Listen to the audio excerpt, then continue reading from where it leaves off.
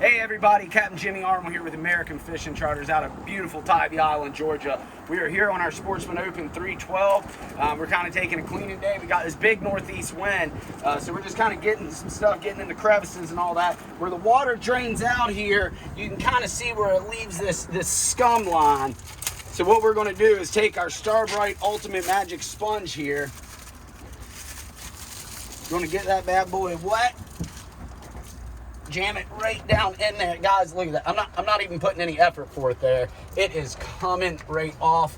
Guys, I use this on every place on the boat that does not have non-skid. I use it in my house, on my bathtub, toilets.